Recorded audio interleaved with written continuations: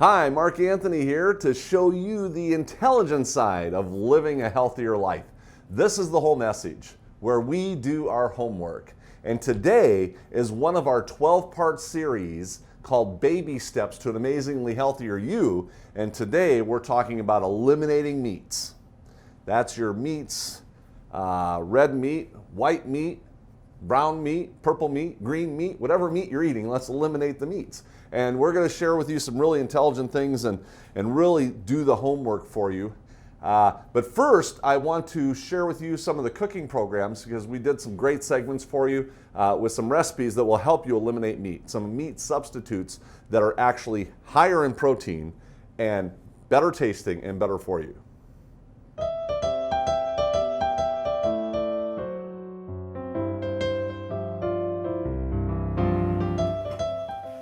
Oh, hey, we're filming. We're live here, Mark, and he's just over here cooking away, and I look up and see the button or the light. Are we recording already? We are recording. You got the sound on too? Oh, I hope so. I'm telling you, these guys must get a lot of cameo candid shots of it. They probably do. Hey, you're doing soy curls, it looks like. Yeah, I think we've got everything going. So, Hey, I don't know if any of you out there have tried any of this soy curls. I love this product. It is my go-to for a meatless dish using a soy protein, non-GMO. I love it. yeah. I love this. Yeah, and the price is right because, you know, it might seem a little expensive when you're buying something that's dried, but when you add water to it, it's actually less expensive than chicken pound for pound. Yeah, look at the texture on that. So I that's the really wet. love it. And what are you doing with this today, Mark? Yeah, this is the dry, that's the wet. I added water to it and just rehydrated it. And what I did was I actually put some in a pan here, and I just kind of eliminated all that excess moisture. Okay. You can actually fry these and put a crispness to it if you want.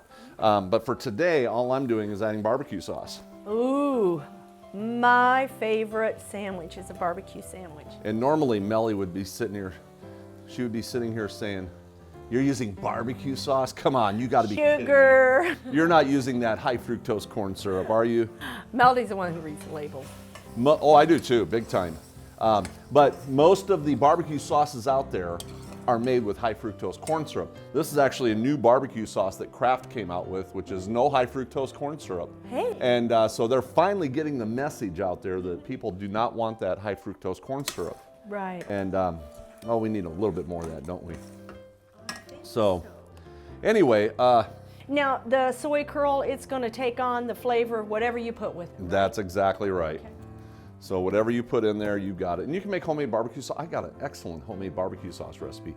But I figured for the people at home, they're going to go grab their barbecue sauce and make it fast and easy. So that's what we're doing for you today. And if you want to grab a plate over there, I do. actually got a couple little, Ooh, I like the way you toasted those, Mark. yeah, I was just kind of getting some stuff. But actually, how long did this take to cook, do you think? 3 minutes. And it really doesn't. I've even done the soy curls in water, didn't even heat the water and just put it in there. Within 4 or 5 minutes, they were hydrated. So you put it right like that. And And I like, ooh, what is that? Like a mesquite? That's really nice. I like the that one's a smell. mesquite one. Love it. Oh, you know another thing about this soy curl, Mark? The people at Butler have made a product that is gluten-free. Yeah. Gluten-free, Oh, that's right. Yeah, it is. GMO-free, so regardless of what your diet, you could eat that soy curl.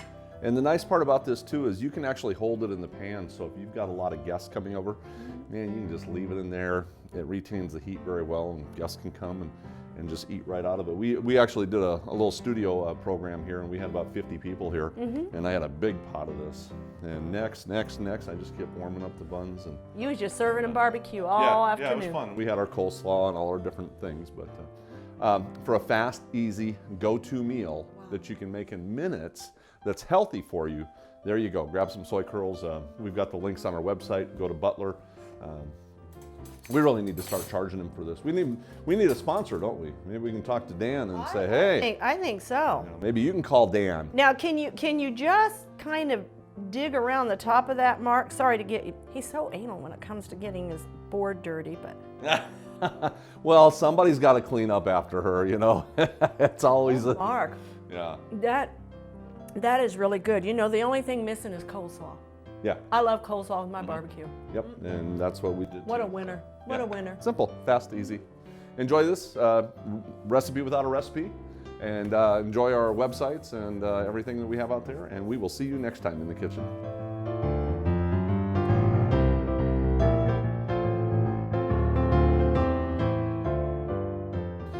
All right, today we're talking about eliminating those meats, getting rid of those animal products altogether. If you've been following this 12-part series, we've talked about eliminating the dairy and cheese, but I want to talk more about the meats today and how problematic they are with your healthy lifestyle. And you can look at the history of meats and how they evolved into as soon as society started eating meats, life expectancy went down. I mean, people used to live 800 years and now they live 80 years. And it all happened when people started eating meats. And I've got a website here we're going to look at called Evolving Wellness. I love it, evolving, as long as they're not talking about evolution. And 15 reasons why you may want to reconsider eating meat. And of course, there was 500 million different websites that you can look at, pages all about the harmful effects of meat. I find it hard to believe that people don't know how harmful meat is to the body nowadays. I really can't imagine anybody really thinking that it's good for you nowadays with all the massive amount of information that's out there. Okay, here we go. Meat is very high in fat, especially saturated fat, and that's a no-brainer. I mean, it just is. And one of the biggest problems we have with our health is the saturated fats. And I'm going to go right to number 2 here because this is all going to work together for me. Number 2, meat is very high in cholesterol. There's a lot of people out there that are saying, hey, don't worry about this cholesterol thing. It's not a problem anymore. Well, let me tell you, it is a problem. And the doctors are being retrained basically to say, oh, it's not the cholesterol, it's the saturated fat or something like this. But those cholesterol numbers are a key indicator. There's no two ways about it. Every single doctor still does those cholesterol checks to see where you're at because it is such a key indicator as to how healthy or unhealthy you're going to be. I mean, it's a huge indicator of risk factor in so many different ways. And now the thing that they are learning is that it's not necessarily your overall cholesterol number, okay? You know, if your HDL is higher, your good cholesterol, then your overall number can be higher. So there are a couple little things that they're learning about. It's not just your overall number, but there is some little playroom that you can work with there if you've got a high HDL. So there's some things like that. But for the most part, you should have your cholesterol be below 150. And they've never had a case of a heart attack based on cholesterol or below 150. It just doesn't happen. My cholesterol's at 118. Used to be at 263 officially. Probably well over 300 back in my casino days. But by all means, get that cholesterol down below 150. And the best way to do that is to eliminate those animal products. You know, there's some people that have high cholesterol because of hereditary, but it's less than 1%. And there's another 1% of people that just naturally have high cholesterol, and it's not because of hereditary, but their body just naturally produces high cholesterol. But the other 98%, and by the way, those people can get them reduced if they eat the right lifestyle. But the other 98% of people who have high cholesterol, it's because of what they eat and their inactivity in exercise and things like that. So that's number 2. Meat is very high cholesterol. Number 3, meat is very dense in calories. Since meat contains so much fat, and fat is the most calorie-dense nutrition, it is a substance that, if eaten regularly or in excess, can easily lead to weight gain. And yeah, it really does. In fact, when I quit eating meat, pounds started going away. So that's probably why. Number 4, meat produces carcinogenic compounds when cooked. And I know about this a little bit. It's about the cooking and the burning of food with the fat, and that you end up having this problem. So, you know, the more you cook it, charbroiled, burning, you're going to end up with more carcinogenic problems. Meat increases the chances of colon cancer. That's a definite given for everybody. And meat is hard on the digestive system, which it really is. One of the reasons this is because it is not a water-based food. What we want to do is have more water-based foods. Fruits and vegetables are water-based, 90% water-based. Anything high fiber, high water content is the most successful things for the digestive system. When you start getting into meats, your water content goes down and your fiber is eliminated. You don't have any fiber in meats. So that's where that kind of takes care of. Number 7, meats carry a high risk of bacterial contaminations. And there's a lot of foodborne illnesses out there. I think we all know that, and they keep popping up from time to time. And E. coli and mad cow disease was a good one that was popping around for years there. And these are only the ones we hear about. You know, I would say that 90% of the sicknesses that you get from meat is never heard about, and it just isn't, unless it's an outbreak or something like that. It's very rarely ever heard about. Meat increases chances of autoimmune diseases, and arthritis and multiple sclerosis and things like that have a higher risk factor when you're consuming meats and things like that. So number 9 here, meat contains synthetic hormones, which just disturb our hormonal balance. And of course, that's not always true. That's a generalization. There's a lot of meats that are not synthetic hormones, but you know, you can get organic foods anywhere nowadays. But it's still going to mess up your system, you know, with the hormone growth factor and the IGF-1 growth factor, things like that. So, and then number 10, meat contains various drugs, and for the most part, there's a lot of different drugs and chemicals, and nowadays they actually nuclear radiate the meat because of the farm-fried animal feces.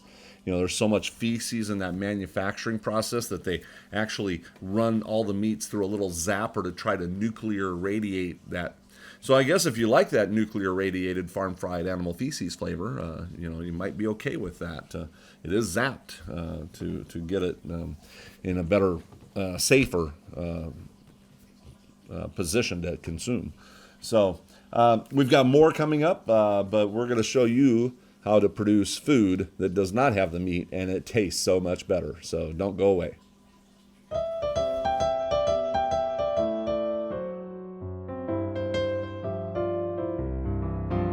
Hi, Mark Anthony here to show you one of my most popular recipes, breakfast sausage. And today I've got a lot of ingredients. There's a whole bunch of stuff going on here. We are going to supersize this batch. And I do a lot of batch cooking commercially, so this is what I do. I've actually got some black beans here, and you'll notice my recipe calls for white beans. And I'm gonna use black beans. You can use any kind of beans you want. In fact, what we're gonna do is at the end of this recording, I will actually list the exact recipe for a single recipe, but we're going 4x today, 4 times the amount. So instead of 1 cup of beans, we're doing 4 cups of beans. Instead of 1 cup of chicken broth, we're doing 4 cups of chicken broth. And so the entire recipe is going to be really supersized here. I've got some olive oil here, and this right here is Bragg's Liquid Aminos. You can also use low sodium soy sauce, and then I've got some maple syrup. And if you're going to use the maple syrup that is not real maple syrup, make sure you get the one that is without the high fructose corn syrup. That's the ones I use if I'm ever going to use that type. And okay, now we've got our liquids in here, so we're going to start giving this a stir. And when it comes to breakfast sausage, it's all about the spices. It really is. And right now I'm just mashing those beans down. I'm gonna get everything kind of incorporated so it's nice and smooth. Spice-wise, when it comes to sausage, you're gonna have some sage, which you cannot really go overboard on the sage. You can use plenty of sage. I've got some thyme, some rosemary, and some paprika. So those are my main spices, but then you have to have it kicked up a notch with some of these fennel seeds. Fennel seeds is one of your key ingredients. If you've ever done pizzas before, it works really good in that too. But those fennel seeds are awesome. Sometimes you can use ground fennel seed, or you can take your fennel seeds if you want and just put them in the food processor and just give them a blend, and that'll actually help bust them up a little bit, and then the aroma and the flavors just really pour out of them. So a couple strategies there for getting more flavor out of them, especially if your seeds are old. Really helps get flavor out of them. And then we've got some nutritional yeast flakes, a cup of that. So it would actually be 1/4 of a cup in the actual recipe for a single batch, but we're doing a 4X batch today. I've got some of this textured vegetable protein, which is just soy. It's a soy product. It's a simple, not a big processed item like a lot of this stuff is out in today's society. And I've talked about those products before. If you haven't seen those, be a good one to educate yourself about soy products. And if you want, you can hit it with a pinch of red pepper just to kind of kick it up a notch. And then our thickening agent basically is going to be this Vital wheat gluten flour, VITAL, Vital wheat gluten. Different than the high gluten flour that you would use for pizza doughs and things like that. Vital is a real high gluten flour. It's actually good for breads and different things. Of course, if you're a celiac, then you're not going to want to use this particular recipe, but for the rest of you, for the other 99% of the population, you'll be just fine with this. And so we're going to give this a stir. And what I did is I left a little bit out because I actually want to get this incorporated before I really start figuring out how thick I'm going to have it. Especially when you're making big batches, it's kind of a trial and error. You know, a lot of times you'll do a 4X or a 6X on a little batch, and the little batch turns out great, and then all of a sudden the big batch just does not turn out exactly like the little batch does. And that's kind of a, you know, just happens that way sometimes. Usually it does pretty good. So I'm just actually just kind of adding a little bit of flour at a time here at the end. And I do this even if I'm doing a single batch, so because I want to see how thick this is going to be. And I want it definitely thicker than this, so I think we're going to be okay. I've got 5 cups here because normally it'd be 1 1/4 on an actual recipe. So it's good to just put a little bit at a time like this, that way it's not all clumping together. And I'm going to use it all. I am definitely going to use it all, it looks like. And I actually even brought an extra bag just in case I needed more. Because you want this a little bit on the drier side. If it's too wet, it'll take too long to cook. So looks pretty good right there. That works for me.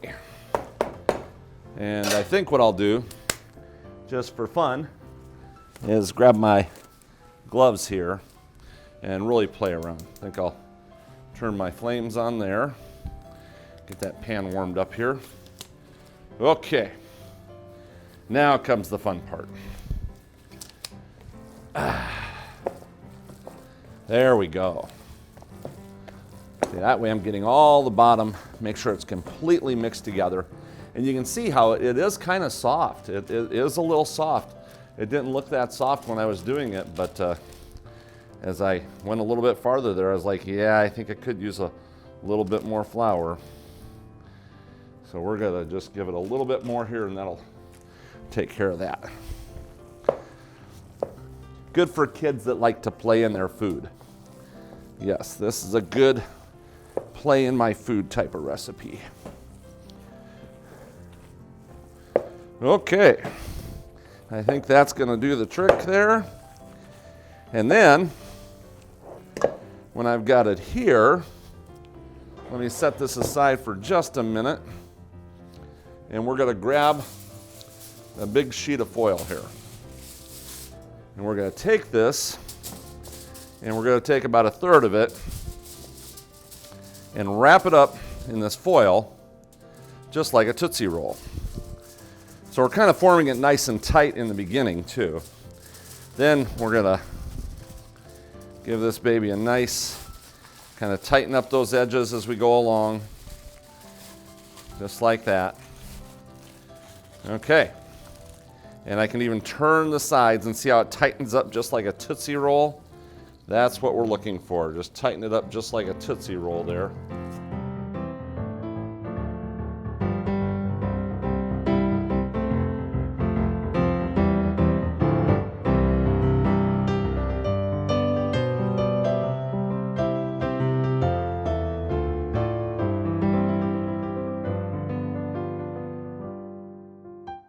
Okay. And then I've got a couple other ones here for you. Here's what we're going to do. I saved a couple little pieces here because you can make little ones like this. And you just make it. In fact, we do a lot of them like this. We'll make little itty bitty ones, and then you just roll the sides up just like this, and boom. You got your little Tootsie Rolls. That's what you're looking for right there, little Tootsie Rolls. And of course, this one here, we're going to do the same thing. And we're going to roll this together, just like little Tootsie Rolls. And you want to tighten it up because that way it gets your nice uniform look to them, just like that. Okay, now these are going to go in the oven. This right here goes in the oven. And the smaller ones only take about 30 minutes to do.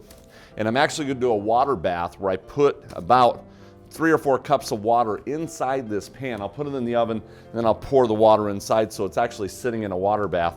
350 degrees. These are going to take about half an hour. These are going to take about an hour to an hour and a half. So it does take a little bit longer. And let me show you what they look like when they come out. There we go. And I'm going to share with you right here. You can see some of these that are popped open, because what I'll do here is I'm going to do a couple little stabs just to make sure we've got some little pressure going, a little air being able to release from them. But when you pull them apart, let's see if we can pull some little ones here. And these just came out of the oven. So a lot of times I'm going to let them rest a little bit too. But boom, you got your breakfast sausage.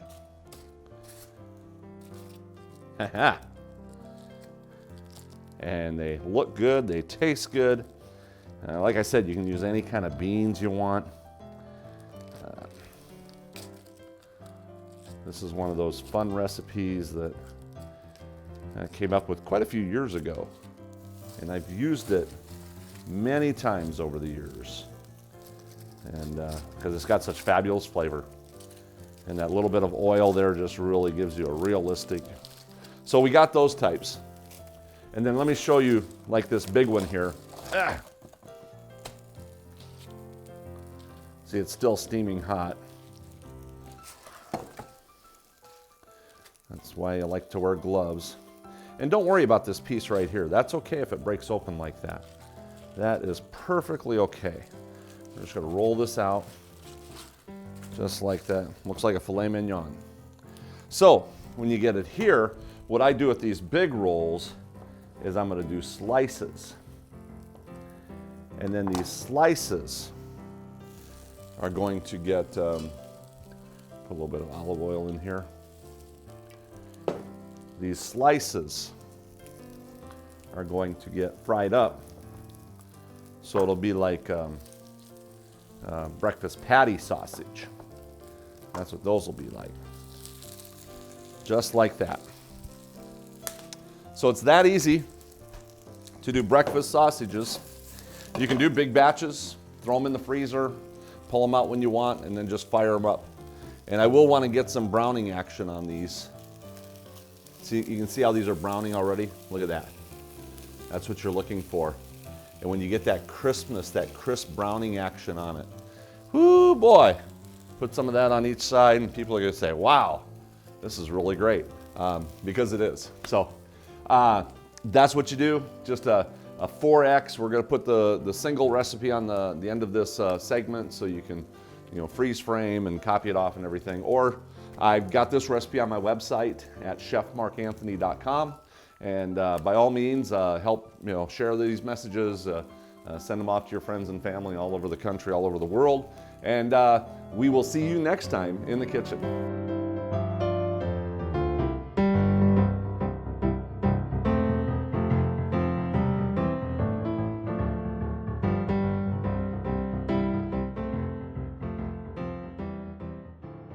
All right, we're going through the different things, 15 reasons why you may want to reconsider eating meat from Evolving Wellness. And right here, we're at number 11. Meat contains its own diseases. And we know all about the diseases. We were just talking about that. And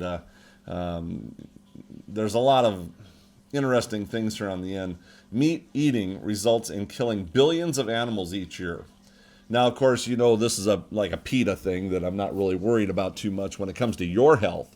But there are a couple things that I want to point out when it comes to meat eating, killing billions of cows each year, or animals. It is true. One of the interesting facts here, and if I go a little bit farther here, let me add this to it because number 13 here says meat production leads to wasted natural resources like water and land. And it takes 12,000 gallons of water to make 1 pound of steak. But it only takes 60 gallons of water to make a pound of potatoes. So, I think we're a lot better off feeding the crops, watering the crops, than we are watering the animals. 12,000 gallons compared to 60 gallons. I mean, that is just crazy. And think about it this way, okay? There are 9 billion cows on the planet. 9 billion. There's only 7 billion people. What are we doing feeding these 9 billion cows? You quit feeding these 9 billion cows, you'd be able to feed every person on the planet for free, to a certain extent. I mean, why are we feeding 9 billion cows? Quit feeding the 9 billion cows. Grow the crops that would be fed to humans, and you're going to be feeding humans instead of cows. You want to solve our starvation problem? There you go. Quit feeding, and that's just cows alone. That's not counting about the chickens and the pigs and everything else that is out there. So, when you look at that intelligent side of why we should not be feeding and watering the cows, I mean, and there's lots of studies out there that shows that literally would save the planet. Of course, I don't think the planet's going to be saved. So that's why I'm preparing for the next heavenly kingdom and for God to come down and recreate this earth the way it should be. So I'm definitely looking forward to that. And the Bible says it's going to get worse and worse until the end. And so it is not going to get better. There's no two ways about it. That's what the Bible says. So, but, you want to look at the intelligent side of the way things could have been or should be, even though they might not ever get that way. And according to the Bible, they won't.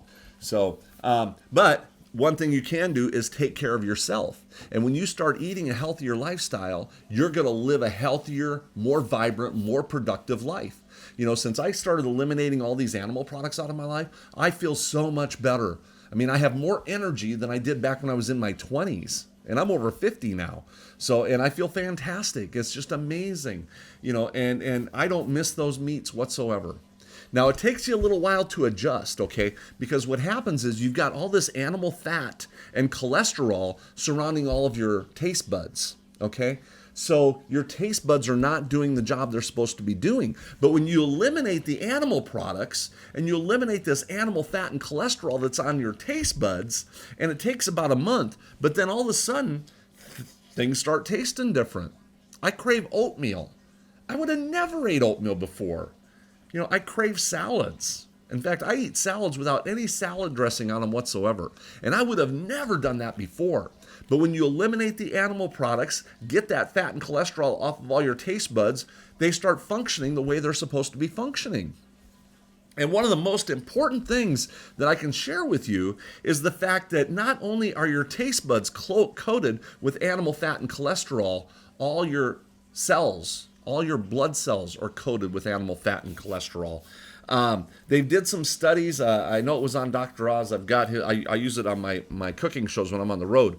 But every one of us gets cancer cells every single day. Now, when you have the right amount of oxygen in your blood, then your blood will remove those cancer cells on a regular basis. But when you coat your blood with animal fat and cholesterol, then your blood does not get the right amount of oxygen it needs, and it cannot remove those cancer cells. And that's how you end up with all these sicknesses and diseases. So you eliminate the animal products, you start getting the right amount of oxygen in your blood, and then your entire filtering system starts doing the job it's supposed to be doing. All your internal organs start functioning the way they're supposed to be functioning. That's the way it works. And what was his quote? Dr. Oz had a quote on that. I'll have to look that up for you and put it on the screen. The brain cells. It was about the brain cells. Not only do you get that animal fat and cholesterol off your blood cells, you also get it off your brain cells. And when people go vegan, plant strong, they also end up with higher brain activity. And I quote. So, you know, you're going to be thinking better. And that's one of the biggest issues, you know, is to think better, you know, make better decisions. And when you're clear-minded, because your mind is not clouded with all this animal fat and cholesterol, you're going to make better decisions. And that is critical to living a healthier life and a more intelligent life in everything you do. So, I mean, it is a win-win-win in every way, shape, and form to eliminate those animal products. The proponents of people, there's so many people that say, oh, there's no problem with meat, and that's where I get my protein, and where am I going to get my protein? You will get plenty of protein out of all your fruits and vegetables, grains, oats, everything like that.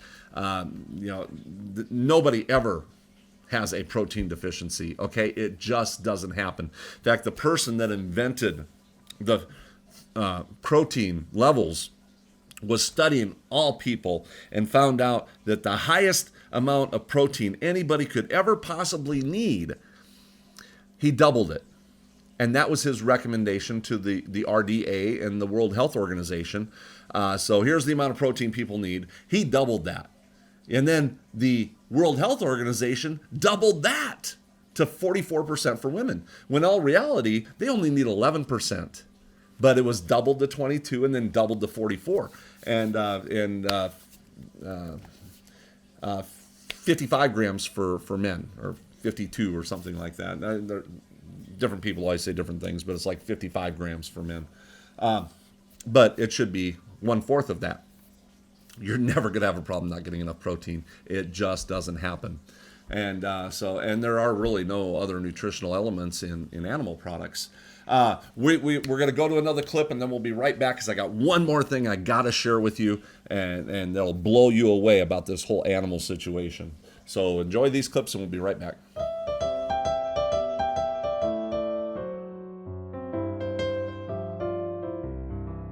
Hi, Mark Anthony here to show you how to make some vegan fish sticks. Mock fish sticks without the fish, whatever you want to call it, this is the way to do it. And right here I have some pressed tofu. It's already been pressed down so that the moisture is taken out of it. And then we're just going to cut these babies in half. Now most of these, you get different sizes of tofus.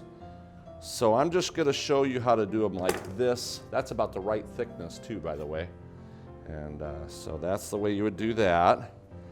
1, 2, 3, 4. Or you can do some slices. Let's say you're going to do fish sticks, and you can do some fish sticks like this.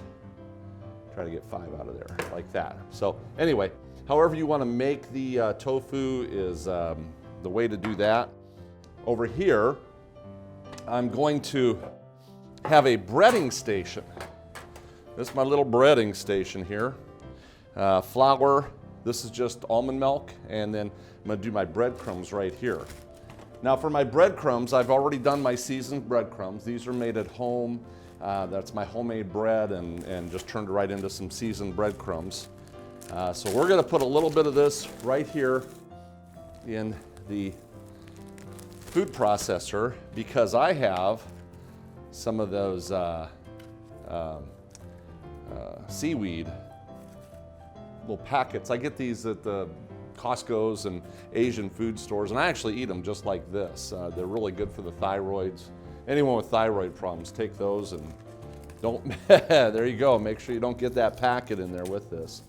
I'm gonna try to give this a little ripping right now.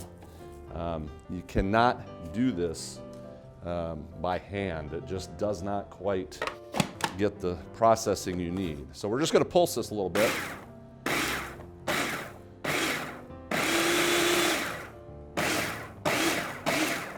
Because all I wanna do is bust up all that dried seaweed. And you don't even need to use the seaweed. Me, it's just a nutritional factor. Okay. And once you've got it like that, now we're going to start our breading process.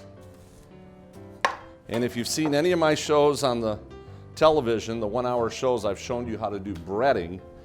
There is a trick to it. One hand is wet, the other hand is dry. Always keep this hand wet, always keep this hand dry.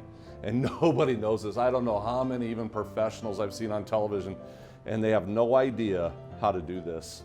So this is your wet, then you pick it up out of the flour with your dry hand. And then from your dry hand, it goes into your mixture here, and then your dry hand comes back over here and does the breading on it. So wet, dry, and I'm gonna have to give this a little spray here. And just like that, boom. And that's what we're gonna do. Okay, which hand is which? Dry, dry, okay.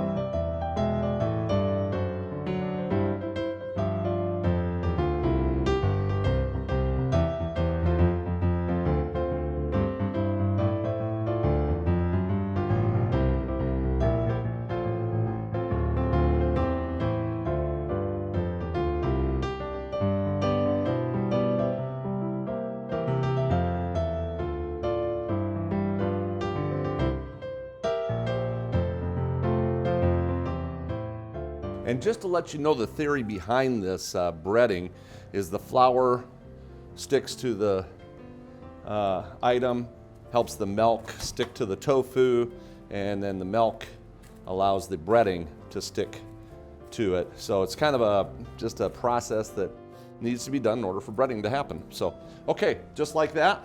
And we're gonna put this in the oven. I think it's gonna take about a half hour on about 350, 375. And then we'll come back to show you the finished product.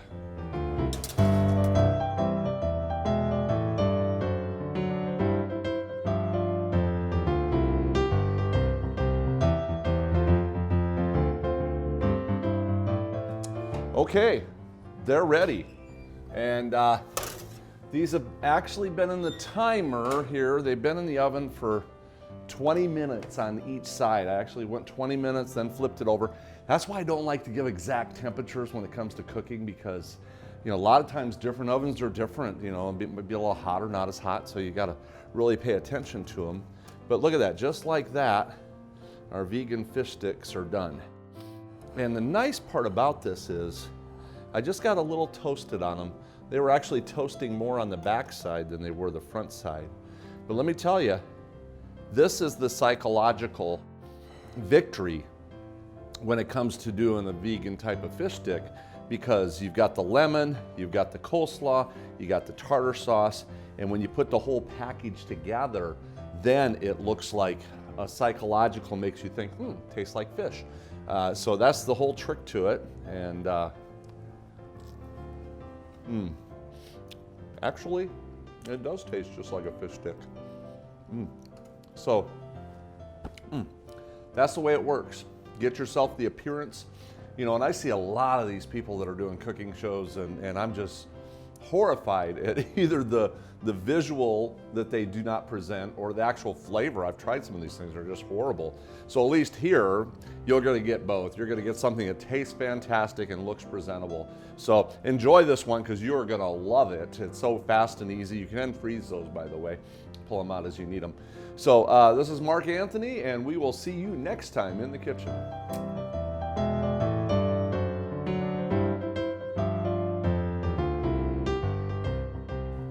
Hi, Melody Prettyman here from The Whole Message with your health tip of the day. Today, the banana. Low in calories, high in potassium, great for your complex carbohydrate, vitamin C, even protein in the simple banana.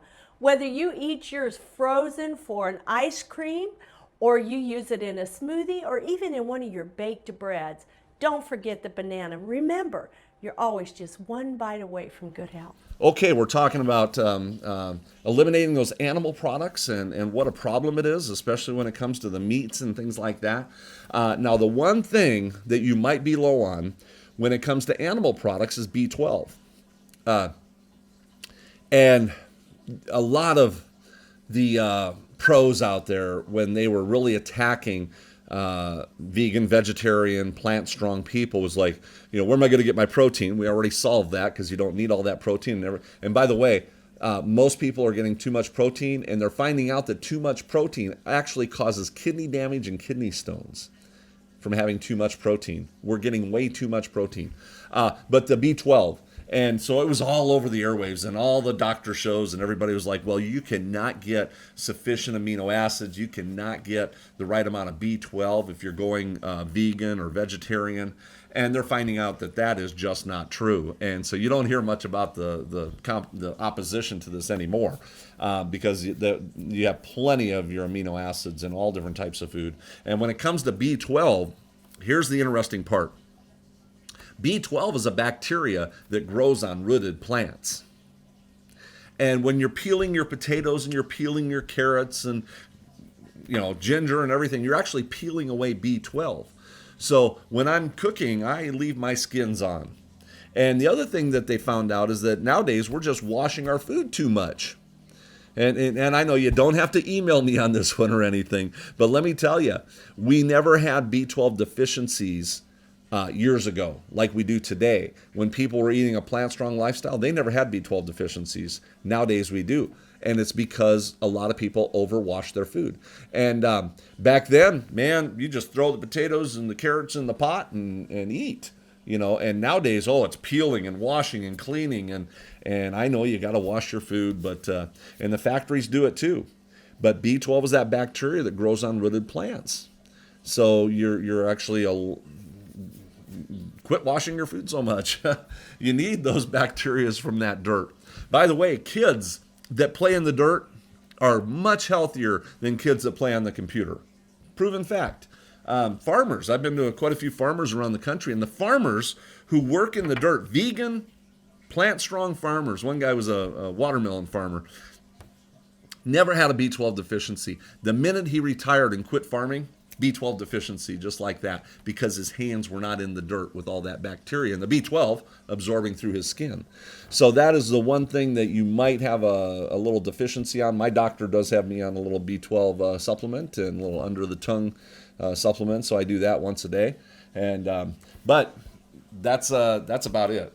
Anyway, here we go. Let's go to number 14. I'm just having so much fun talking. I'm just like, wait a minute, I got to get back to my program here. Meat production is heavy responsible for climate change. Yeah, well, with the methane gases and things like that. Meat is raised under stressful conditions, has negatively altered biochemical negativity, alters our, okay, I'm just going to, it says something about karma, so we'll just get out of that. And but let's head over here to the Physicians Committee for Responsible Medicine, one of my favorite websites. Meat consumption and cancer risk. The World Health Organization has determined that dietary factors account for at least 30% of all cancers in Western countries. And then if you come down here a little bit farther, Large studies in England and Germany show that vegetarians were about 40% less likely to develop cancer compared to meat eaters. And you got to look at this because there's so many people out there that, and so many studies that found out, people that go vegan, vegetarian, plant strong, they don't have the cancers, like a lot of the people do out there. Here's the carcinogenic compounds again in the cooked meats. We just went over that, and here they have it there too. Polycyclic aromatic hydrocarbons from grilling and broiling. Yeah, that's an interesting one. I've never heard that before. Of course, breast cancer, known to be increased with animal consumption. And the list goes on and on. Harvard studies, they've got studies here. Colorectal cancer, and the list goes on and on. Prostate cancer, list goes on and on. Other cancers, list goes on and on. And here's your conclusion. And look at the references here. This is what I want to show you. Look at these references here. Boom, boom, boom, boom, boom, boom, boom. 39 references altogether. And I'm telling you, these guys do their homework. Physicians Committee for Responsible Medicine. If you want to really do your homework, there you go. But I do a lot of the homework for you. I just know these things, and I have a passion to get healthy, and I have a passion for you to get healthy. And the best thing you can do, hands down, is to eliminate those animal products. You will be so much better off, and in no time at all, your taste buds are going to work, and all those wonderful flavors from those fruits and vegetables are just going to be bursting in your mouth, and you're going to be looking back saying, I can't believe I used to eat the way I used to eat. That's the way I feel. I can't believe I used to eat the way I used to eat. I used to eat the worst foods you could ever imagine.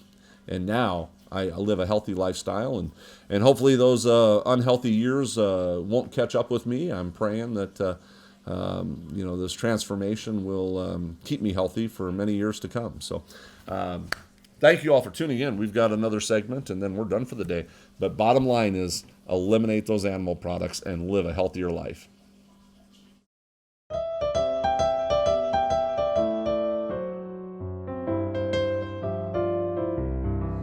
Hi, Mark Anthony here to show you how to make some burger crumbles at home. An actual homemade hamburger substitute that's healthy for you, and rather than that store-bought stuff. And what we're gonna do here is I'm actually making it with brown rice, quinoa, and black beans. We're gonna take some water here. I've got some water warmed up, and I'm gonna take 2 tablespoons of this no beef base. This is called Better Than Bouillon, no beef base. And so a lot of times you'll see that in my recipes as a beefless base is what I usually put that on my recipes. And we're just gonna mix this together, and you can kind of see how it's all just kind of melting together here. And I'm gonna add a couple more ingredients to this. I've got a tablespoon of Bragg's liquid aminos, which you can use. Low sodium soy sauce works good. Got a tablespoon of garlic and a tablespoon of onion. So we've got a little added flavor there for you. And all we're gonna do is mix this up real good. And this is one of those recipes where my brain was saying, okay, there's gotta be something better. There's gotta be something better than the stuff you get in the grocery stores, and that's healthier for you. So give this a quick stir. Now, for the actual beans, if you've ever seen my cooking shows where I'm making these baggies, these are my own homemade cooked beans. So we're gonna take 2 cups. So we've got 2, which this pretty much holds 2 cups. I did not measure these out exactly, but if it's not really packed in here, it really holds into about 2 cups. So we're just doing 2 cups, 2 cups, and 2 cups. So that's what we've got going on here. 2 cups of each. And this might even be about 2.5 cups on each one of these. And I can grab a spoon right here, give this a little stir. You can see it's quite a bit of volume here so far. But 2 cups, 2 cups, and 2 cups will work just perfect for you at home. And once you have this, we're going to mix in, and you can see how it's already dissolving and everything. And let me tell you, it does not have to be perfect here. But we're gonna mix in all those ingredients. and continue giving this a little stir because we want it to be evenly incorporated. And just like that, this is ready to go. But for today, I'm actually going to add a 1/4 cup of olive oil. And that is going to be a little wow factor. You do not need to use the olive oil. That is just a little added bonus that will really surprise your guests. And so there you go. All right. And then once you have it mixed up, we're going to put this in the food processor here. And you can do this in a couple batches if you want. I'm just going to show you the basics here. And I'm going to put all this right in here, just like that. And we're going to give this baby a nice blend.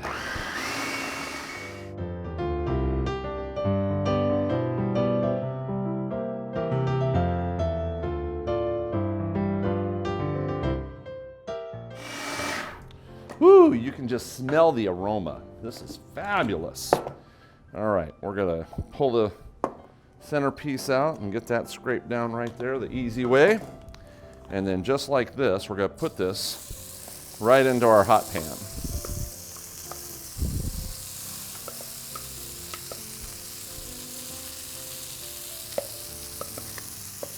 Yes, the aroma will blow you away. Amazing. Okay, get this out of the way. And there we go. So this is going to cook right here. And you're just going to let it cook. Every couple minutes, we're just going to flip it over and flip it over and flip it over. So, but let me share with you exactly what we're doing here. So this is cooking. If you've ever seen these Morningstar, there's different brands of burger crumbles. Now these babies here, textured vegetable protein, soy protein concentrate, and then down below it's got your milk, skim milk, and egg whites. So it has animal products in it. If you're allergic to those eggs or milk, you couldn't even eat this, but they really call it a vegetarian item. Now, just to let you know, TVP, this is TVP, textured vegetable protein, sometimes called textured soy protein. Now, I really don't have a problem with this. A lot of people think or call this excitotoxins. You might have heard that word before. There's a lot of fear factor out there about staying away from soy and textured vegetable proteins because it is a meat substitute. So, of course, they're going to try to tell you to stay away from anything that's a meat substitute, or stay away from anything that's a milk substitute. So anyway, and by the way, this right here runs about $1 a pound, where this right here is running about $10 a pound. Because this is 12 ounces and you're paying $6 or $7 for it. So that's very expensive. Now let me give this a little flip here, and you'll kind of get the idea of how this is browning on the back side. You can see where it's browning, and it's going to keep on browning like that. It's going to take about 15-20 minutes, and you're just going to keep flipping it over. But let me show you the finished product here, because what I do with it when it's done, I'm going to let it cool, and then I throw it in bags like this and stick them in the freezer. You all know my freezer that has my baggies stacked up here. But let me show you what this looks like when it's done. Just like that, literally, you got the most awesome burger crumbles that you can use in, whether it be chilies or spaghetti. We make spaghetti with this, and then we put the burger crumbles right on the top. You're not going to want to put these burger crumbles in the saucing, marinating pots for hours and hours and hours. You'd want to put this in there right before you serve, so that it stays chunky like this. And just like that, it is that easy. You're going to save a ton of money by doing it this way, and you don't have all those chemicals, you don't have all those animal products from the hexans or the soy protein concentrates. Those are the things you want to be afraid of. Soy protein concentrates, soy protein isolates. That is an extremely refined and processed product, where this has no refining, no processes whatsoever, and it's just a healthy, healthy option for your burger crumbles. So that easy. Mark Anthony, thank you all for tuning in, and make sure you check out my website at chefmarkanthony.com. We'll see you next time in the kitchen.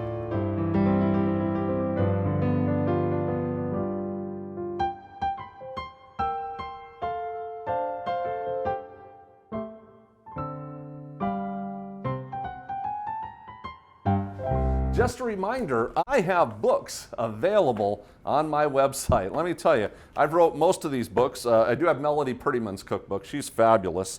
And Vegan Simplicity, of course, and Simply Incredible. Those are my two big ones. And we also have Baby Steps to an Amazingly Healthier You. For any contribution, we will send this out to you with a packet full of information. We're just trying to cover our printing expenses, shipping expenses, but any contribution, however you can help support our ministry so we can continue to grow and get these messages out to the world that really needs the right arm of the message. And so you be blessed, and we will see you next time in the kitchen. There you go. That's our show for today. Best thing you can do in your life, eliminate those animal products, especially those meats.